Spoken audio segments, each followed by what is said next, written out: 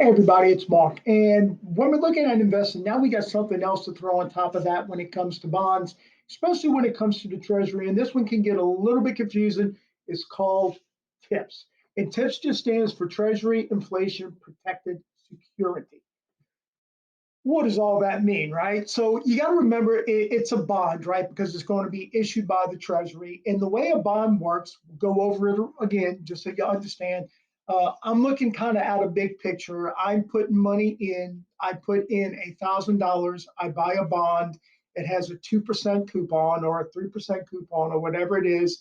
If it's a fixed rate, that means that every year I'm going to make 2%.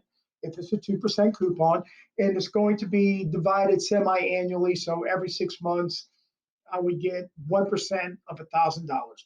When that bill matures, or I'm sorry, when that bond matures, because it can be a treasury bill. Uh, I keep the interest that I made all along all those years, but I also get my $1,000 back. Right? If I buy a $1,000 bond, I would get that back. But let's kind of go to where tips actually started to come in when it came to treasury inflation, because remember we had treasury bills, notes, and bonds. So now we throw on top of that from the treasury tips, and it's designed to help protect you against repurchasing risk. Okay, so think about this: I have $1,000 in 2002. I buy a bond and I collect 2 to 3% interest on that for 20 years. In 2002, I get my $1,000 back. But the question is, how much is that $1,000 worth compared to what it was worth in 2002? It's worth a lot less, right? So, if I wanted to buy or reinvest in something, I would not have the same investing power as I had in 2002 because my money's not worth as much. So when TIPS came out, it was designed to be something that would help protect against inflation so you wouldn't have that repurchasing risk. It goes up a little bit if inflation goes up. Kind of gets a little confusing, but let's talk about this.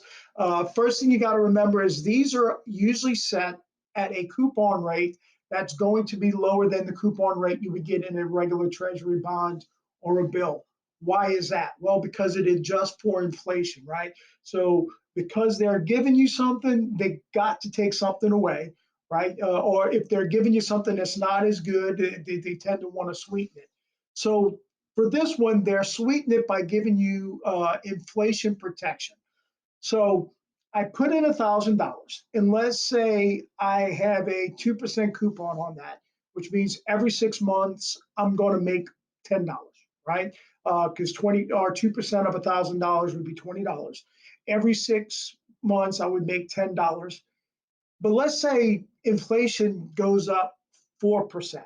Okay, so now I'm not keeping up with inflation, right? Which is really one of the big goals, what we want to do when we invest in bonds. But government bonds, although they are safe, have a hard time keeping up with inflation because they are safe. And little risk, little reward. That's just the way it works.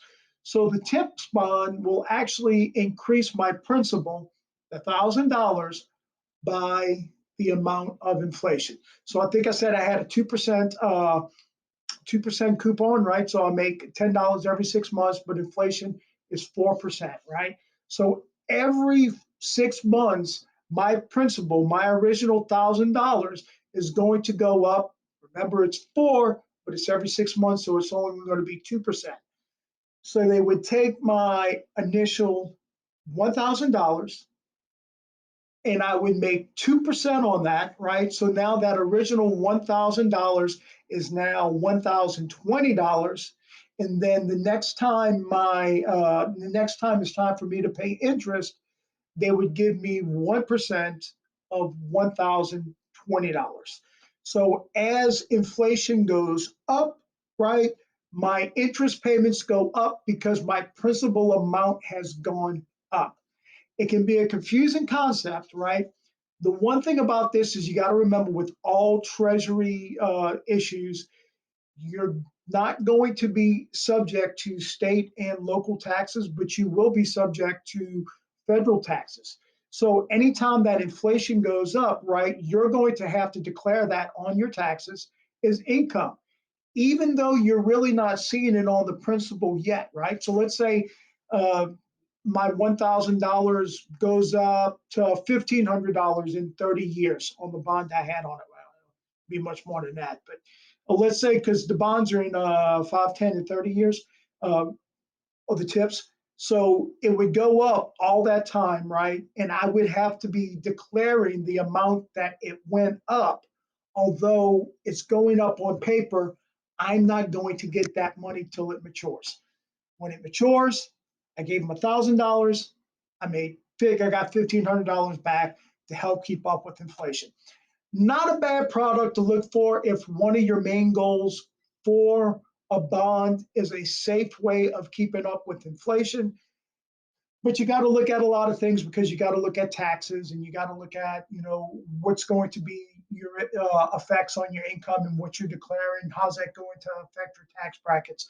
So again, this is all really good information, but you really need to sit some down with somebody that you trust and somebody that you can talk to and get good specific information. And then when they ask you something or when they tell you something, if you're interested in tips or if you're interested in bills or something like that, you ask them, well, hey, would this be right for me? Because I know it's supposed to work like this.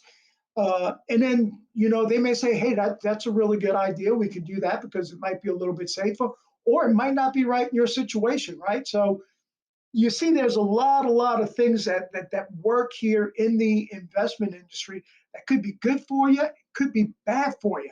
One of the things we do have to talk about with tips, right? It's not always a bed of roses because as inflation goes up, your principal goes up, right? And the interest goes up naturally because your principal is going up. But what happens in times of deflation? Like at once every 100 years, right? Where you not we actually have deflation instead of inflation. Doesn't happen often, right? But in times of deflation, your principal amount is going to decrease. Thus, your interest payment is going to decrease as well because it's going to be based off of the new principal. So I hope that helps explains tips. It's one of the things that I kind of had trouble with trying to understand when I was going through all my licensing. I hope that helps you understand it a little bit and kind of put it into some practical use on why you might want to use that in your portfolio. Talk to you soon.